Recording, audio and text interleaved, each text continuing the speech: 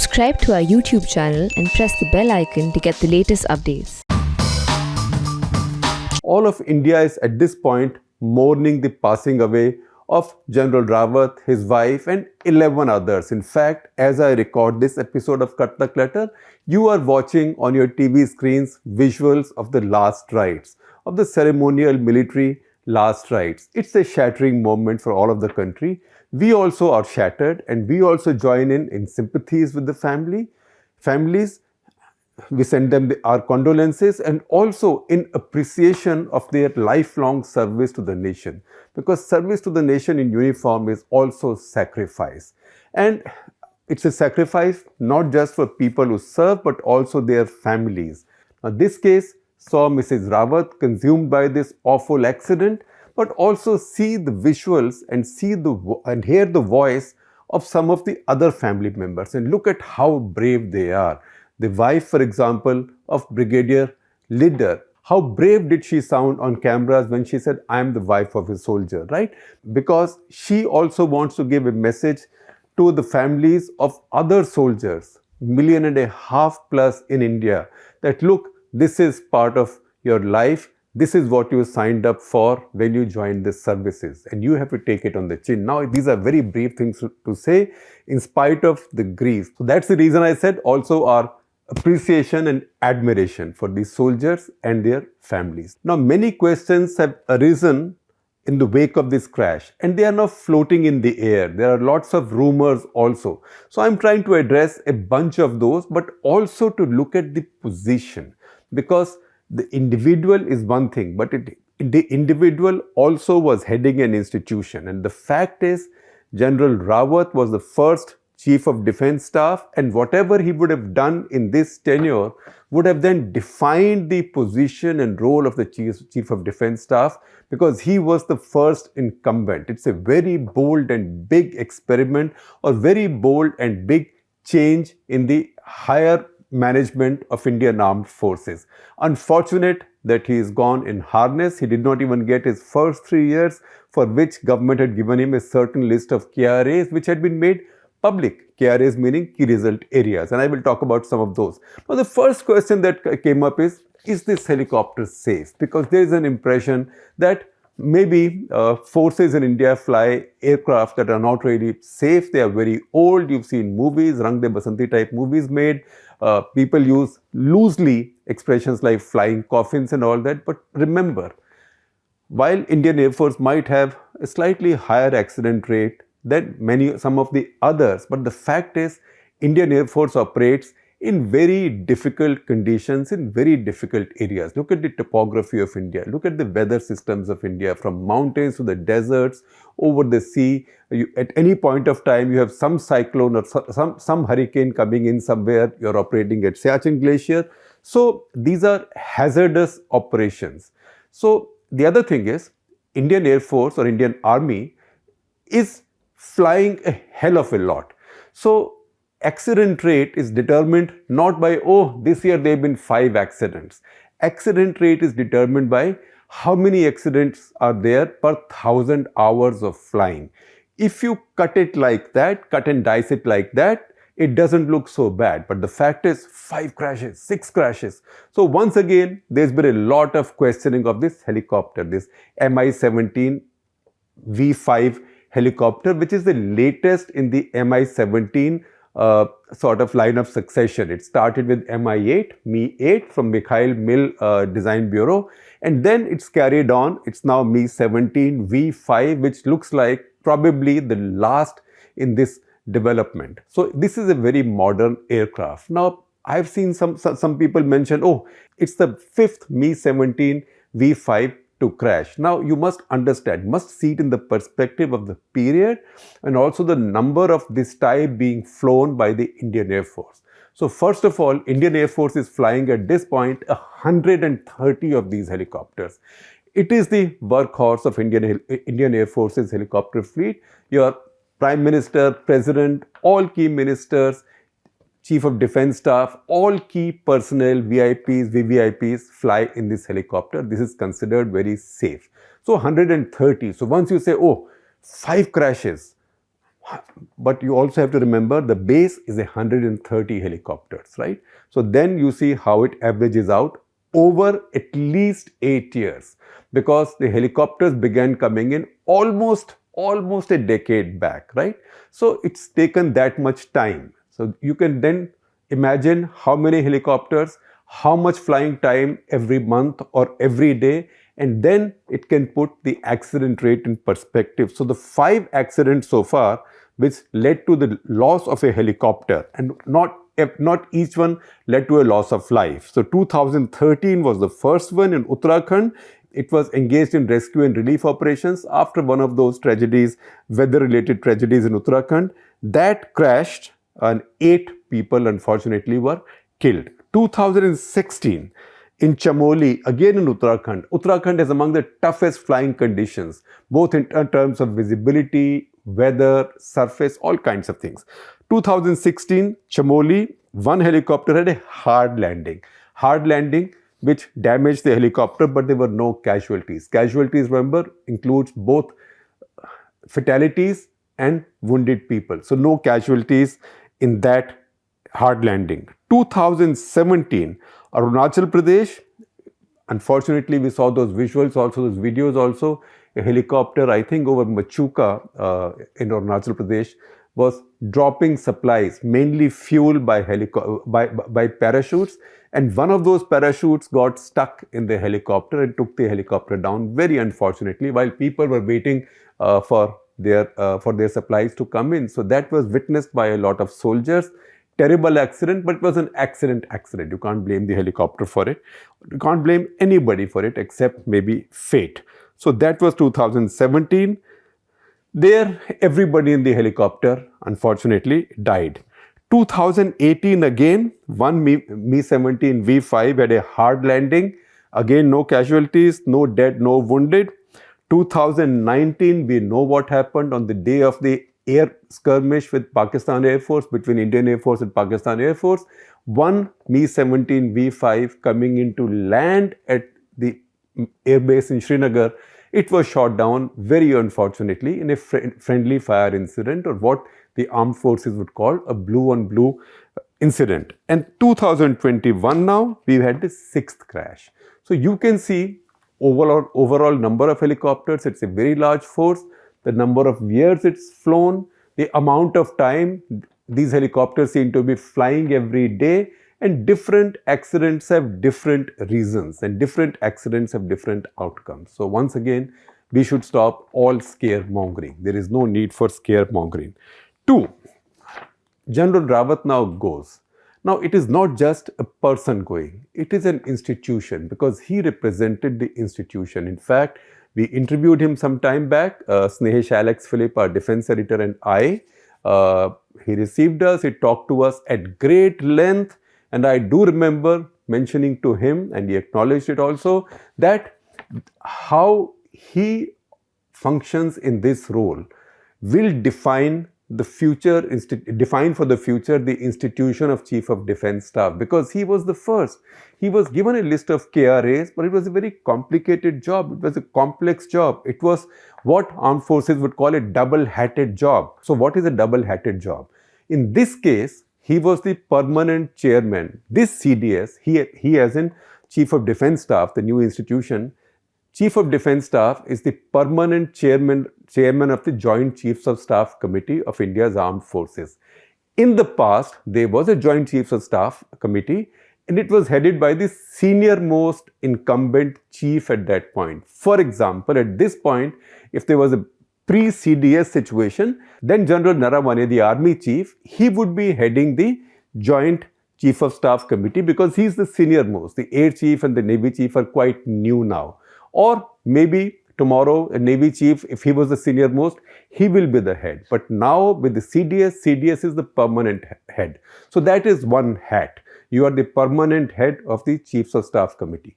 The other head is, you are head of the new Department of Military Affairs, and also the secretary of that department. So you have secretary to the government in that department. A lot of the powers and role that was traditionally carried out by the Secretary Defense in India, that has been transferred to this office. CDS is in the rank of not just any secretary, but CDS is in the rank of the cabinet secretary.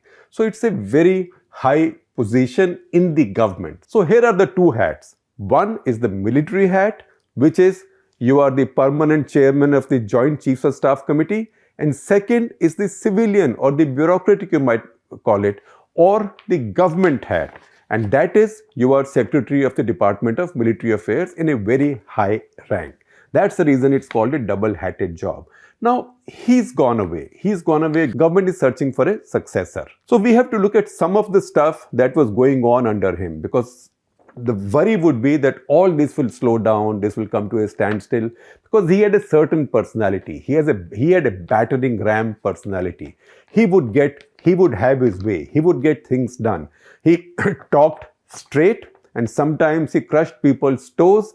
But if you need to bring about change, sometimes those tactics also work. And in his case, he was able to make a lot of difference, not even worrying about temporary unpopularity or temporary or momentary controversies. So the biggest thing that was going on under him was theaterization of armed forces. Now, if you look at India's armed forces, they have 19 commands. So there are 17 service-specific commands like Northern Command, Western Command, Southern Command, Southwestern Command, say for the Army, Central Command, and similarly for the Air Force and Navy, different commands, and Training Command, Maintenance Command. So all these are service specific, 17 of them, and 2 others which are like tri-service command. So there is the Strategic Forces Command, which as the name indicates controls your nuclear weapons, and also then the Island Command, that is the Andaman, Nicobar, etc. So those 2 make it 19 commands.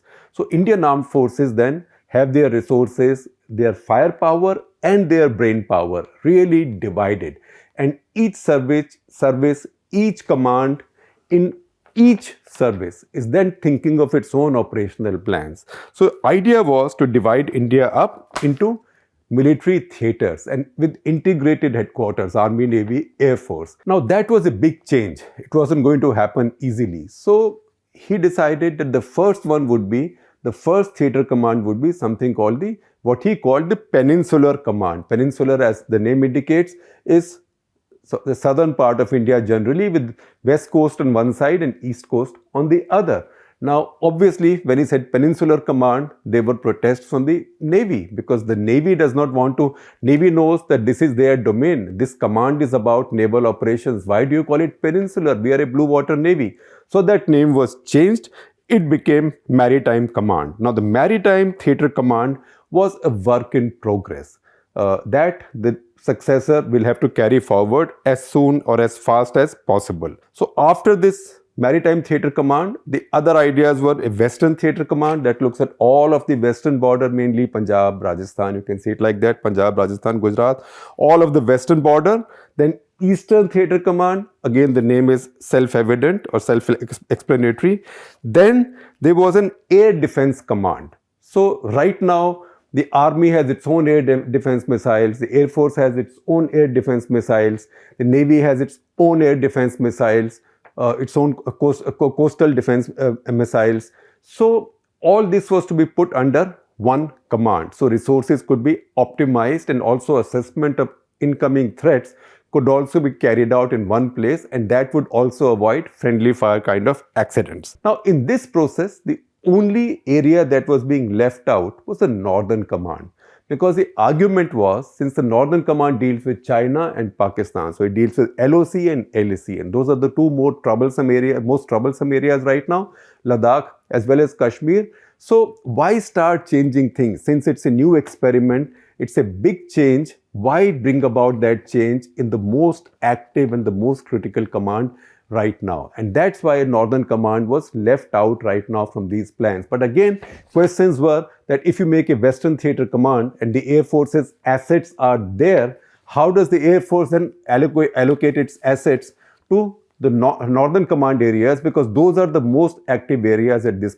moment in terms of both our adversaries, in terms of our two-front situation. The second thing was Integrated Capability Development Plan, ICDP. That means that he had to give a plan to the government on behalf of all three services, by talking to all three services, assessing their requirements and their demands, because every year all three services make demands on the government before the budget. That's like some parents have three kids, and every Diwali they say, look, I have 1,000 rupees to spend or 10,000 rupees to spend to buy patakas.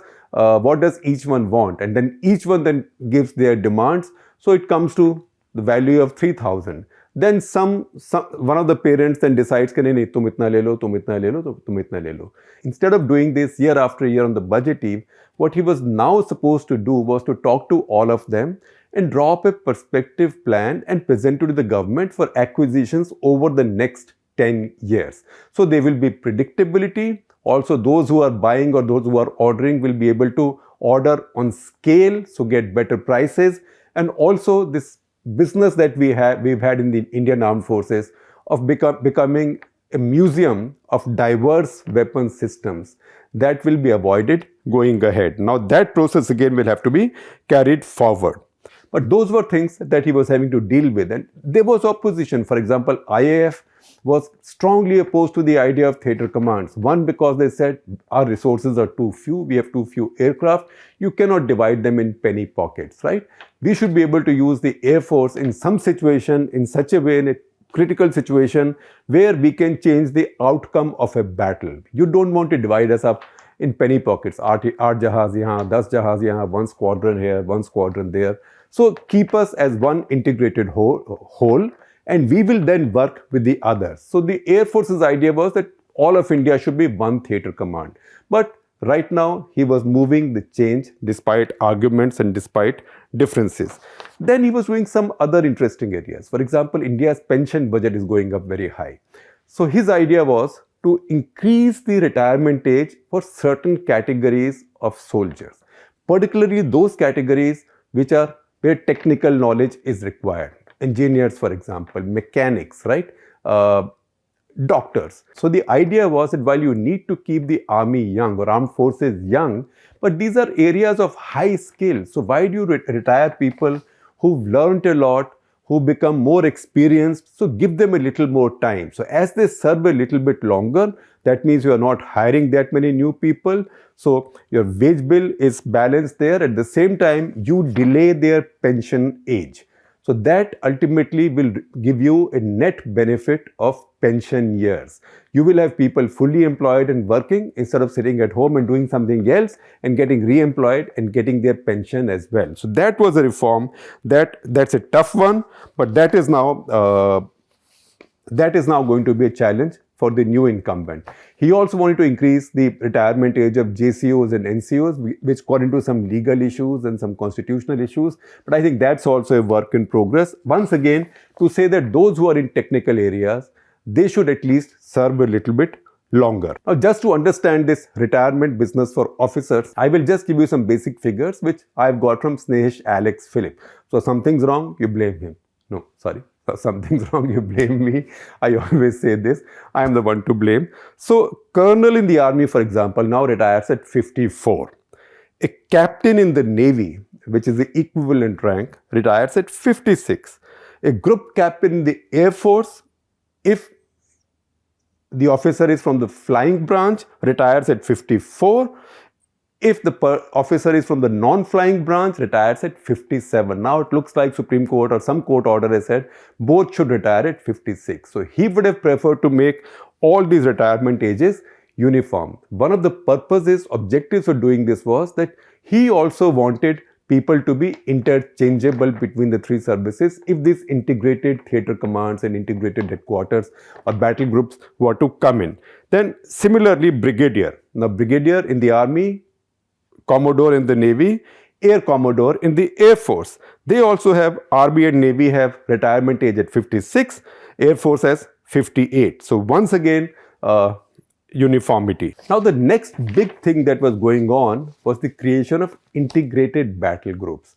So what happens in the Indian Armed Forces right now, because the basic model or basic doctrine is still what was inherited from the British after the Second World War, which is a division, is a unit, very large unit that moves together, and in a big assault or in a big operation, it's a core which has multiple divisions, and that becomes unwieldy. For example, when the 1986-87 exercise Brass Tacks was carried out, one of the things General Sundarji used to say that most of my corps commanders have not commanded their full corps in an operation. So I'm getting them used to these mass assaults, and in this case, this is across the desert. You have these thousands of tanks, etc., etc. You learn to manage this. But now warfare has become shorter, it's become sharper, you need concentrated firepower. So the idea is to create niftier units.